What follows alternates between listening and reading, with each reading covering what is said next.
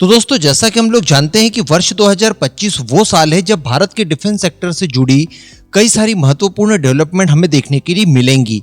कई सारे प्रोजेक्ट बिल्कुल इसी समय पूरे हो रहे हैं, तो कई के डेवलपमेंट चरण अगले स्टेज में पहुंच चुके हैं, तो कुछ के लिए कुछ थोड़ा सा ही काम बाकी है। इस वजह से आप इस साल पूरा लगभग स्पेशल ध्यान देकर डिफेंस की खबरें जरूर देखिएगा और इसके लिए चैनल को सब्सक्राइब जरूर कर लीजिएगा, क्योंकि बहुत ही ज्यादा बड़े बड़े डेवलपमेंट देखने के लिए इस साल मिलेंगे।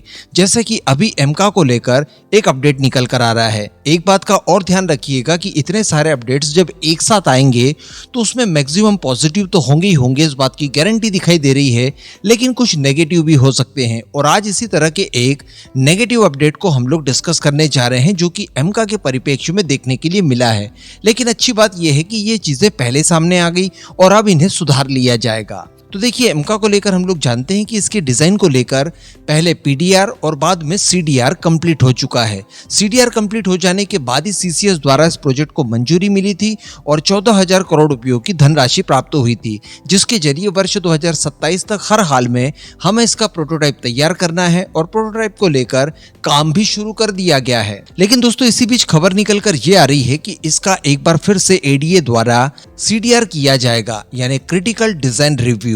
दरअसल जो अंतिम और फाइनल तरह का डिजाइन होता है उसकी आप समीक्षा करते हैं, सिमुलेशन के आधार पर कई सारे टेस्ट करते हैं। जब उन टेस्ट में वो पूरी तरह से सही पाया जाता है, उसी आधार पर आप प्रोटोटाइप का निर्माण करते हैं। तो जब एमका का सीडीआर किया जा रहा था उस समय इसका एक टेस्ट किया गया। इसमें दोस्तों जो इसका एरोडायनेमिक शेप वगैरह है, इसके ऊपर एडिशनल लोड और साथ ही टेंशन को जब अप्लाई किया गया तो सारी कुछ चीजें काफी समय तक नॉर्मल चलती रही और ये नॉर्मल कंडीशन इसके 90% तक रही। लेकिन दोस्तों, बताते हुए बड़ा दुख हो रहा है कि 90% पहुंचने के बाद ये जो एडिशनल लोड और टेंशन डाला गया था, अप्लाई किया गया था, इसमें ये डिजाइन फेल कर जाता है। जबकि मैं आपको बता दूं कि इस तरह से एडिशनल जब लोड और टेंशन को आप अप्लाई करते हैं डिजाइन के ऊपर, तो ऐसी परिस्थिति में इसके एयर फ्रेम और जितनी भी संरचनाएं इसके साथ होती हैं, इन सभी को 100% तक इनका समर्थन करना होता है और सारे 100% लोड और टेंशन को झेलना होता है। लेकिन चूंकि ये 90% पर फेल कर गया,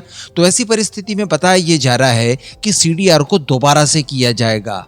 और दोबारा से करने का मतलब ये है कि यहाँ पर उस कमी को ढूंढा जाएगा जिसकी वजह से ये 90% तक का ही लोड और टेंशन अपने ऊपर सहन कर पाया और उसके बाद ये फेल कर गया। तो सीडीआर के दौरान उस कमी को फाइंड किया जाएगा, उस कमी को दुरुस्त किया जाएगा, यानी डिजाइन में हमें कुछ हद तक और परिवर्तन देखने के लिए मिलेंगे। संभवतः वो परिवर्तन शायद आंखों से न दिखाई दे हमें, लेकिन इसके बावजूद उसके अंदर परिवर्तन किए जाएंगे। हो सकता है कि ये कुछ परिवर्तन इंटरनली हो और बहुत ही ज्यादा मामूली से हो। तो दोबारा से सीडीआर करके फिर इन सारी दुविधाओं को हटाकर उसके बाद इसका फाइनल सीडीआर सबमिट होगा और उसी आधार पर फिर प्रोटोटाइप का निर्माण होगा। आप डेफिनेटली यहाँ पर आप जानना चाहेंगे कि जब डिजाइन में परिवर्तन कुछ हद तक करना पड़ेगा, इसका सीडीआर पुनः करना पड़ेगा, तो इसमें डेफिनेटली एडिशनल समय तो लगेगा, तो वो भला कब तक होगा? तो देखिए, घबराने की कोई बात नहीं है। जैसा हम जानते हैं कि सीडीआर तो पास्ट में काफी महीनों पहले ही इसका पूरा हो चुका है, तभी सीसीएस ने मंजूरी भी दी, फंड आवंटित किया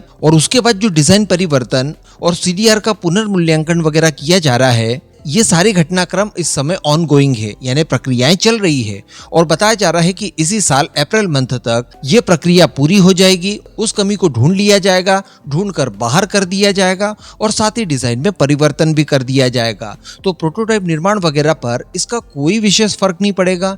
एक आध महीने का आगे पीछे पड़ सकता है, बाकी इसके अतिरिक्त कोई भी विशेष फर्क टाइमलाइन में आपको देखने के लिए नहीं मिलेगा और ये खुशी की बात है। बाकी जो टाइमलाइन को लेकर निष्कर्ष निकला है, जिसकी जानकारी मैंने आपको पास्ट में वीडियो बनाकर नहीं दी थी, तो इसको लेकर मैं आपको बता दूं कि वर्ष 2027-28 में ये रोल आउट हो जाएगा, यानी 27 के अंत में या फिर 28 की एकदम शुरुआत में। उसके बाद ये फर्स्ट फ्लाइट को कंडक्ट करेगा, तो संभवतः वर्ष 2028 खत्म होने से पहले ही ये अपनी फर्स्ट फ्लाइट को कंडक्ट कर लेगा। उसके बाद इसके कुछ और भी प्रोटोटाइप बनाए जाएंगे और लगातार इनसे परीक्षण किया जाएगा। फाइनली ये वर्ष 2033-34 में अपने मास प्रोडक्शन में जाने के लिए तैयार हो जाएगा। उसके बाद आपकी प्रोडक्शन क्षमता मायने रखेगी कि आप इसको प्रति वर्ष कितनी संख्या में मैन्युफैक्चर करने में सक्षम होते हैं। उस आधार पर आप एमका का निर्माण कर पाएंगे। तो बाकी सारी कुछ चीजें मैंने आपको बता दी। इस पूरे मुद्दे पर अब आपका क्या मानना है, नीचे कमेंट करके जरूर बताइएगा।